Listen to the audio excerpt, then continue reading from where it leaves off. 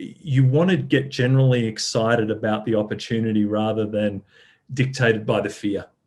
And so and I'm sure you're very much the same with all the people you speak to. There's the people who are going to navigate this are the ones that are going to be bold, but bold in a very specific, strategic, and well-executed way. Because if you can do that, this could be really the opportunity of a lifetime. And for me personally, how do we get as many people making as many jobs, as much economic impact as we possibly can? Because we're the safety net of this economy. So we need to grow, we need to prosper, and I want everyone to get as wealthy as they can, because that means they're creating more jobs and they're doing all those good things.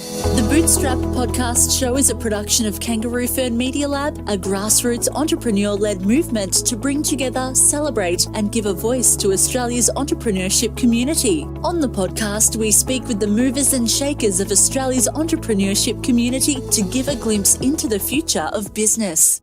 Bootstrap Podcast on Ozpod Syndicate. So, Tim Krotiris is an entrepreneur with a proven track record of building companies.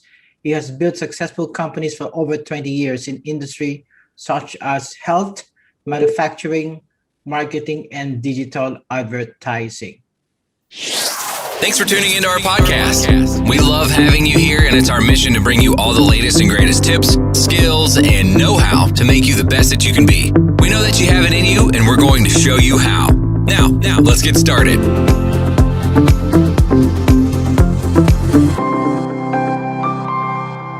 So please welcome Tim under the Bootstrap Podcast under Ozpod Syndicate. Welcome to the show. Thanks, Miko. Thanks very much for having me. Thank you so much for your time. And I know we've been busy in Melbourne. We've been busy start opening up the economy in Australia. So first thing I want to ask you, can you tell us about yourself so that the audience and the listener know you? Sure. I guess maybe where it starts to get interesting, I started my first company during my uni degree.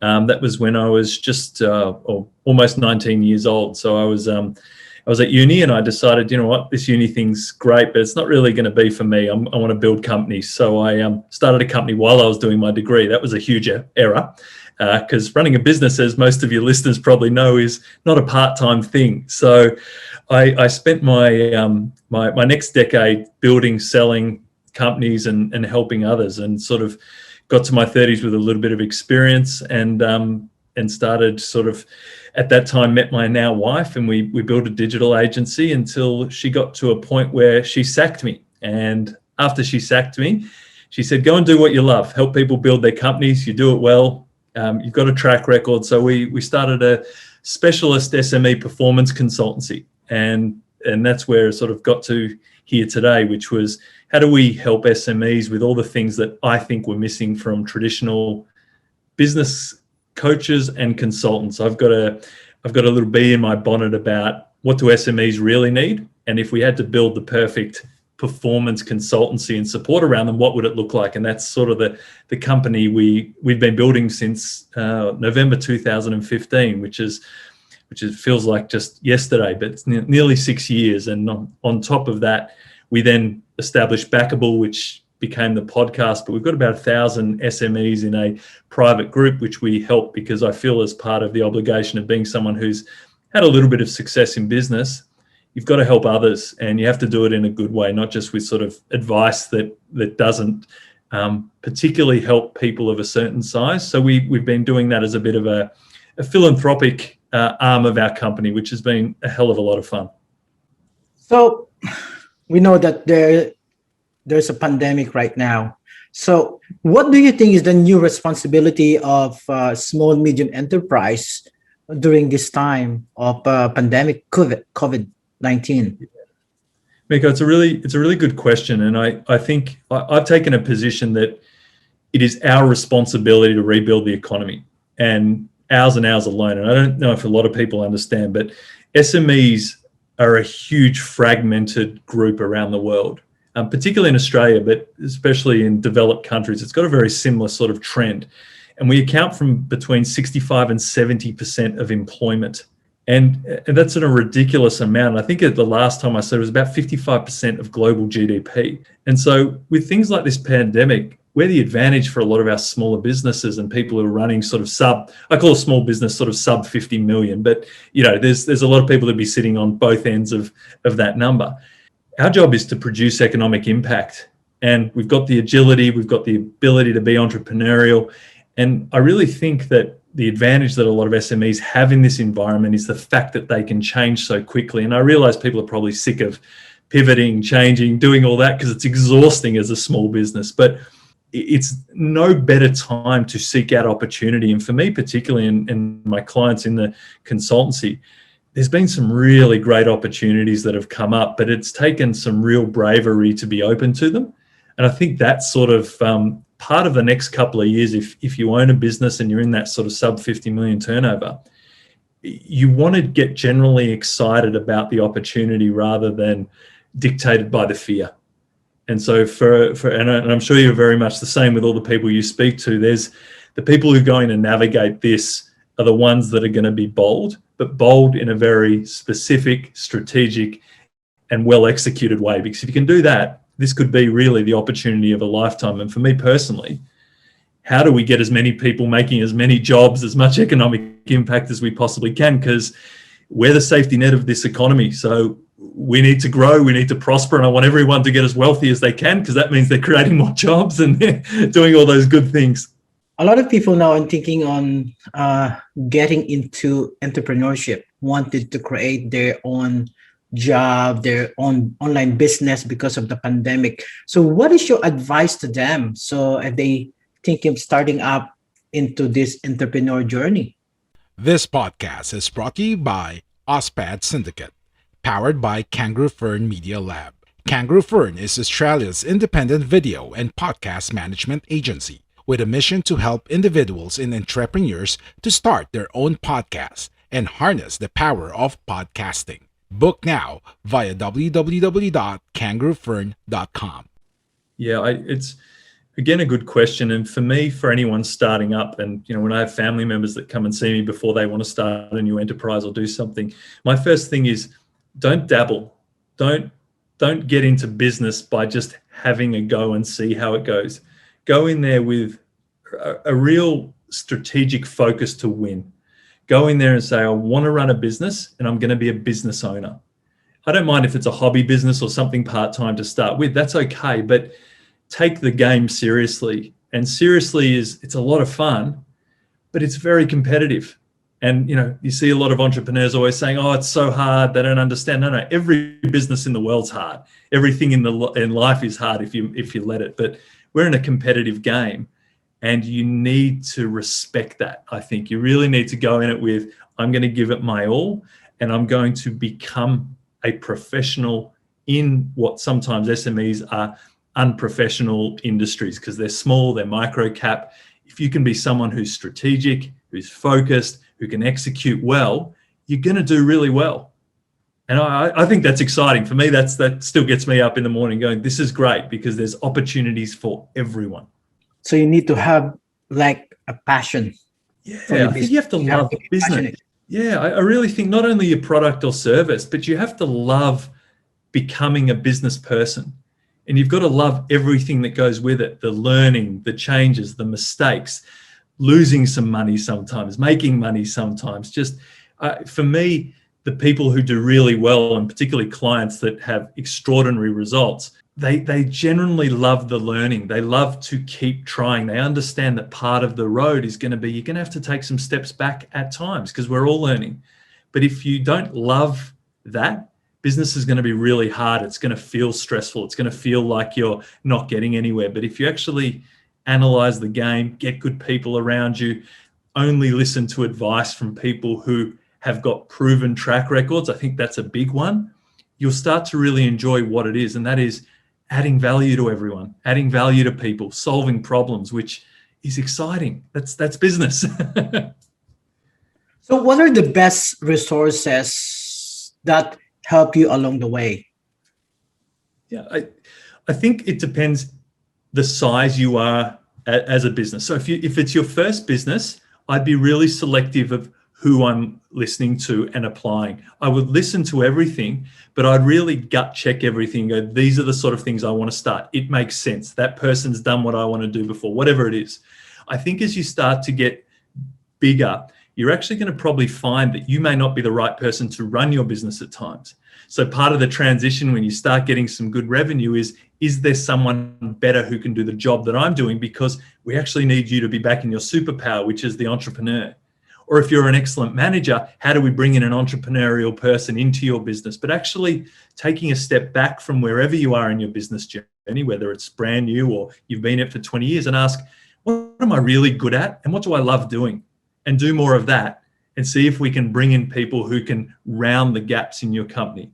Because I've found where at times where my companies have had really dramatic growth, it's when we've got obviously the right people in the right positions, or sometimes just fresh blood in those positions, people that can bring something new, someone who can bring new ideas. And I've particularly found for me once when I learned this lesson was when I used to work 24/7, all the weekends, and I went away and we went to Greece sailing for taking my parents, and it was a big thing. It was their 60th birthday. So we all went, and I just assumed the boat that we hired was going to have Wi-Fi. We got onto the boat, zero Wi-Fi. I'm like, oh my God, I've left. I was going to manage from abroad. For 2 weeks, I couldn't contact my business. We're in the middle of the Aegean. And what I found when I came back to my business, we grew by 13%. I'm like, wait a minute, something's not right here. And what I worked out is, even though I know what I want to do in the business, I was getting in the way of others to be able to contribute. And you always want to look as the entrepreneur as who can contribute and where am I in their way to give them that opportunity? Because if you can bring talent through your business, allow others to contribute, you're going to find the journey a lot easier and you're going to be able to scale a lot quicker. So what is your opinion about hiring people smarter than you so that your business can grow? Yeah, listen, I think that's a very, it's a common rhetoric around is find people that are smarter than you and hire them. I couldn't agree more. And I think at times, because a lot of people at different stages might not be able to afford the person they really want, because that might be more than their whole revenue of their business. I remember when I was small, I was like, this is who I want, but it'd take us 2 years to pay for them. Or my accountant used to charge me what for a full year, what he now charges an hour. So things scale up as you get bigger. But the thing that you want to always find is who can do a particular job better than me at a time. So when you're smaller, it might just be outsourcing tasks or jobs. As you get bigger, it might be bringing specialist talent in. And the great thing about bringing in specialist talent or people that are better than you in a certain area or job is inevitably when people come and go in a business, you can hire for the specific job. Where entrepreneurs find it hard to scale is they're doing too many hybrid roles. So we lose a key person and they have to replace 5 half roles. So that's the key, I think, when you're going through this journey is understand where you're at and what's the thing that will give you the most relief in that moment in time, and put that in place and keep putting that in place until you work out, I don't actually have a role. Now I can do whatever I want. And that might be still in the business, but it allows the business to be the business and you to be the business owner, as opposed to business owners that get trapped in operations and they're there for 10, 15 years and wonder why it's so hard, because it's the same year over and over again. So who are the 3 person who has been the most influential to you on this entrepreneurship journey? In terms of I love to read about other entrepreneurs and watch what they do and the moves they make. So I think all of the main guys and girls that you would see that have had global success for me is... Like what you hear so far? Make sure you never miss an episode by clicking the subscribe button now. This podcast is possible by listeners like you. Thank you for your support. Now back to the show. Very inspiring, because I think it takes a certain type of person to really achieve that. I think you have to be pretty special in the way you approach life and are willing to back yourself at that level. So all the guys that are, guys and girls that are just running huge companies at the moment that are changing the world, for me, they're all inspirational people. Where I get real inspiration and I find myself more motivated, I actually love micro cap and small business. I love the family business that want to do a great job in their community, want to be the best of whatever they are in their local area, because I think it comes from a place of contribution, of, as I said, building the fabric of what community is about, helping others. And when I look around communities and I look at how they're supported, it's all the small businesses donating to this, supporting that, making sure things are happening. So for me, the inspiration comes in SMEs that are real SMEs. They're there to be part of the community and be part of the contribution. So for me, where I just love it, whilst everyone loves to make a lot of money and, you know, do all those fun things, seeing the mum and dad businesses, seeing the family generational businesses, to me, can there be anything more inspiring than that? To me, I love that. So because of the pandemic, a lot of business are closed. Some small business or medium are closed. So what is your advice to other people? Because some business it's not able to adapt what's happening. So what do you do? Well, I agree. I want to answer that because I think there are some people who've done already pretty well in the pandemic. There are some industries that, you know, we own a digital company as part of our portfolio of companies, and the phone starts ringing. Everyone had to switch, and, you know, that's nothing more than dumb luck. Where other businesses, like some of my hospitality clients, that they're literally not allowed to open. I mean, there's nothing they can do, and they've made the adaptations to online delivery and all those sort of things. But it takes some time to get that, you know, to build that business up, as well as every other competitor that you've got's doing the same thing. So it's not easier said than done. But I think if you're someone there who's really having a hard time during the pandemic, or how the pandemic might be over the next few years, I think first of all, you need to calibrate emotionally how you're going to deal with it. Because if you can't find a way to rectify the mindset of how you are as the leader, your business doesn't hold much chance of survival, because there's got to be a strength there. And it's not easy, but it's sometimes just taking some time. And I realize that might sound counterintuitive, which is, what do you mean I've got to do things? Go, no, you have to breathe. You have to look at the whole board, and you got to put your pieces where you may get the most amount of success. Now, if I couldn't operate my business, but I was a business person, I'd be looking at, where is my next opportunity while I wait and see? Because there's no magical box that's going to suddenly fix that if you literally can't operate, or there's something, your supply's been cut out from overseas, or whatever it is. You know, airlines, for instance, it doesn't matter how much they want to fly, the government won't let them land the plane. They're not flying. So as an entrepreneur, how do you fall in love with your next step? And as soon as I think you accept that you may need to change, you're already on the path of the next thing. No one likes it. No one loves change. But if you ask every great entrepreneur and all the people I've known who've made really significant contributions in business, they'll always have a moment where they had to make a decision. And the decision was difficult at the time, but it, in reflection, was the thing that they needed that completely changed their life. And I think if that gives a little inspiration to people, is this may be your moment. This is what it's all been about, is your moment now to use all the skills, all your energy, all your positivity, all your resources, all your resourcefulness, and now work out, what could I do now? And am I willing to try? Because if you're doing that, you're already in the top echelon, and you will find a way through.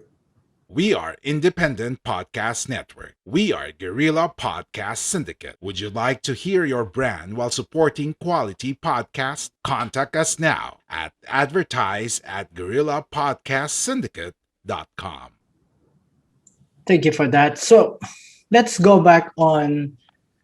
You also have a podcast, the Backable.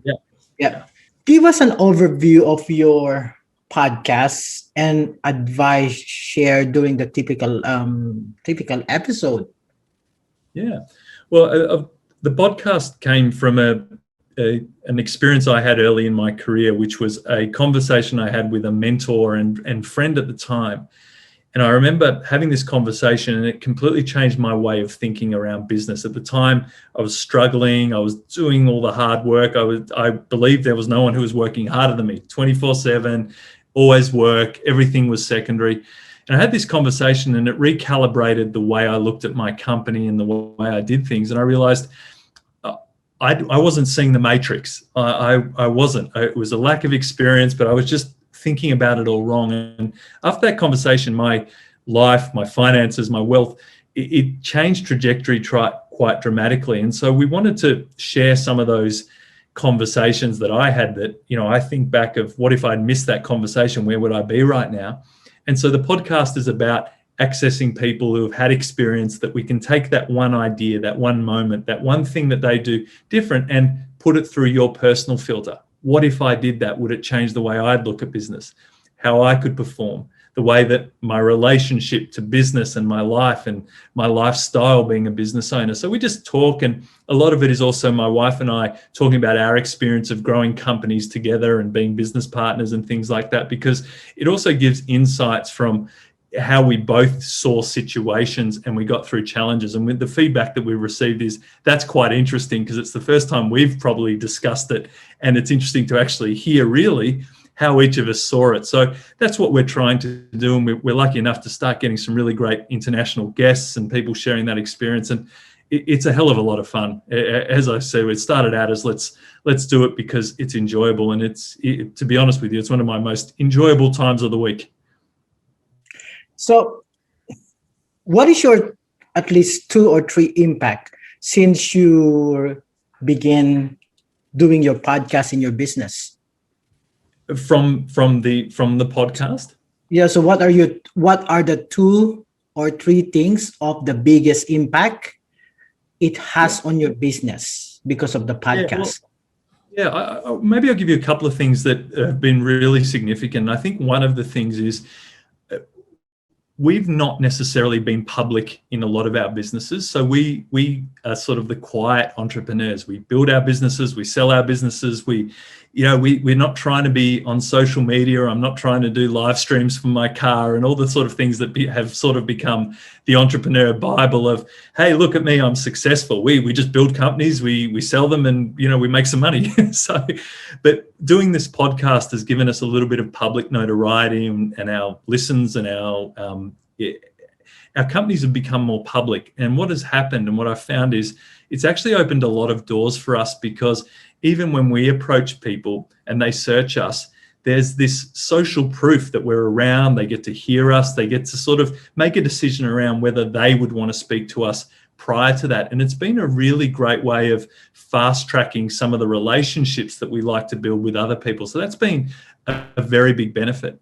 I think the second one is we get to speak to people that we wouldn't have necessarily spoken to, and we get to have a forum in which it's adding value. So when we get someone on to interview, or even, Miko, you and I speaking today, we're developing a level of friendship or a familiarity that will start who knows what type of relationship, but that probably wouldn't have happened in any other circumstance, because we can do something like this. It's enjoyable, but actually we get to know each other in a really nice way. So what used to be coffees with people and stuff like that, it's almost become, hey, why don't we sit down and talk about a topic in business? And I find that it's an extremely good way to get to know someone and hear what they're about as well, which is really great. So for me, the third and last one is that constant, we're living in a day and age of media where we're all little media companies. So actually producing high quality content, sharing our thoughts on the world, being able to contribute in different ways, it's going to become more and more necessarily. And I think at worst, it's great for your business.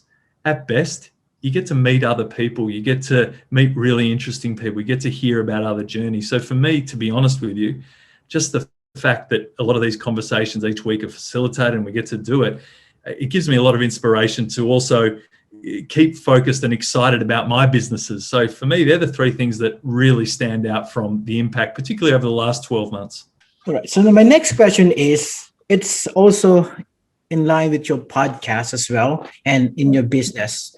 So what has been your most unexpected surprise during your podcasting journey so far?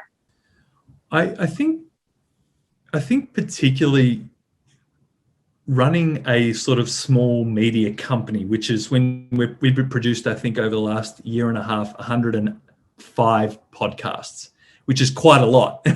That's on average at 2 a week. And I think it's been surprising to really integrate that into our business in terms of how do you actually manage that? The byproduct of that is obviously some great things that come and some great conversations and people interested in what you're doing, because as you obviously start building your network, you become more valuable to other people.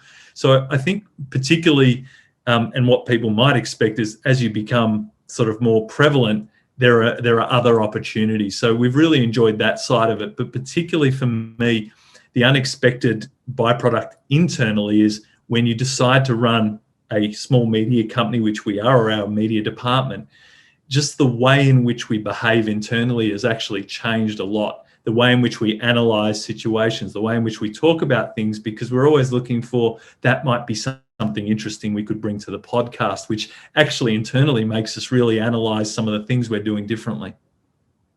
This podcast is brought to you by OSPAD Syndicate, powered by Kangaroo Fern Media Lab.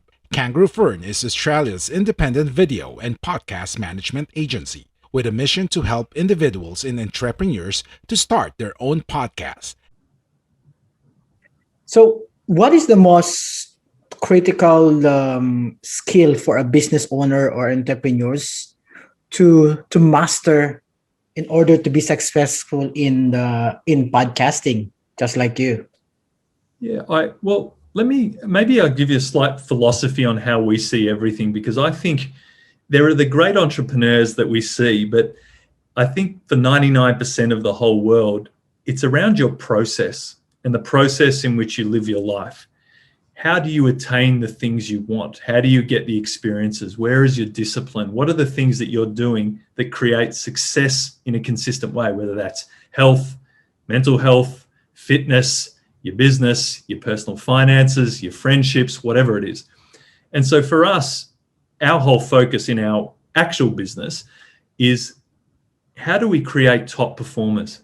How do the best performers in the world operate, and how do we replicate their systems and processes? And we've just placed the same thing in our podcast. The first ones were okay, nothing special, but we were doing them and we were forcing ourselves to go through the learning process. We had to be embarrassed at times. We had to make mistakes. We had to do all those things where most people won't even start. So we're already ahead of the game. Then we start refining things. We do the first 10 and we say, what's working? What's not? Is it really interesting? Is it boring? We ask people that we trust, what do you think? But we're in this constant path of improvement. Then you get to a point, how do we slightly improve the sound? How do we slightly improve the content? How do we do some better planning prior to this? How do we then build a studio, which you might be able to see now, that we keep adding one thing at a time. But I think the key to it is we're never satisfied, and we're always just challenging to see what happens next. And so we do that with our businesses, which is, well, why was this a good quarter? What if we did this next quarter? What are the 5 things we're going to do? In the podcast, what were our best episodes? Did we enjoy doing those episodes? Is that where we want to go? Because for us, it's not just about getting listens and all that. It's about, if we speak about this, will it help an SME somewhere who doesn't have anyone to turn to? And so for us, to me, I don't think this will ever be a money-making venture. To be honest with you, if it is, so be it. But most likely it'll be reinvested back into the podcast to expand it, to be honest with you. So it's not our core business, but we treat it like a very precious thing. We want to be better every day. And I think that process changes everything, because if you approach it like that, you're not scared anymore. You're not scared to make a mistake. You're not scared to not do the right things. You're not scared to experiment. And that will free you up to be able to just go for it. And that's the most important thing. Most people just won't even try.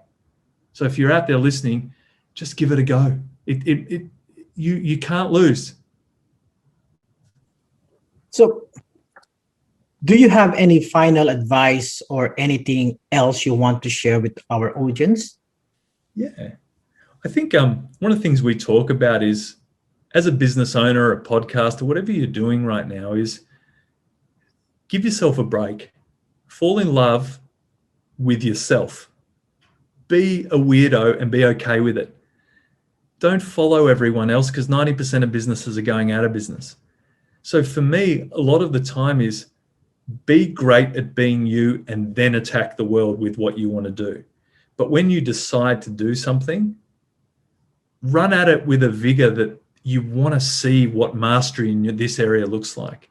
Be genuinely excited about finding the hardships in that path, because that's where our learning comes from. That's where the innovations develop. That's where the opportunities. Anytime that I've had a significant shift in my life, it's on the back of things that at the time needed to break. And so in my companies, I say the same thing. As soon as this feels like everything's under control, we need to break it again, because we've become complacent. And I think if you approach entrepreneurism, business, and your life with an enthusiasm that my job's just to break, fix, and try, and that's the game we're in, you take all the stress out of what it is to run a business, and you actually just accept the game for what it is. It's the game. Find others like you that are also positive about the game and work with them. Build your army, understand what you want in life, and just go for it with a vigor that nothing else matters. Go for it. Enjoy it. See what happens. Run down that path, because I think if you play like that, you're generally happy. Thank you so much for that. So how can they contact you in case our audience and listener want to have a chat with you, connect with you? How they can connect with you? Thanks, Contact. Miko. Please, you can search any of us online through any of our social channels. We've got philotimoglobal.com, which is our performance consultancy, and backable.ai as our podcast and where we put a lot of the information and blogs from a lot of the people we interview and speak to. So, but as I said, we're a very social company and social people. So feel free to hit us up on any of the socials, and we can certainly direct you. And if there's any SMEs that want to join our private backable group, just send an invite on Facebook, and you'll get the sort of invitation to join if you're someone who's interested in growing your company and want to contribute to a community. But I've really appreciated being on, Miko. Thank you for facilitating this and also taking the time to support the community as well. Thank you so much, Tim, and to our listener audience. So just follow Tim on any social media platform, and you will, especially the podcast as well. Please support them as well. And thank you again for another episode of the Bootstrap podcast under OSPOD Syndicate. And of course, thank you to my sponsor. The first one is Kangaroo Firm Media Lab. It's a podcast management service. And of course, myios.com for the web hosting as well. Thank you so much, and see you next week for another episode of Bootstrap Podcast. Thank you. Thank you for listening. Make sure to visit our website at www.ospodsyndicate.com.au, where you can subscribe to the show in Apple Podcasts, Google Podcasts, Spotify, Stitcher, or via RSS, so you'll never miss a show. While you're at it, if you found value in this show, rate and review this podcast and share it with your friends. You can also join the conversation with OSPOD Syndicate on Facebook, Twitter, and Instagram. Please consider on making a donation to help us keep making the podcast you love. If you have any questions, feel free to reach out to us.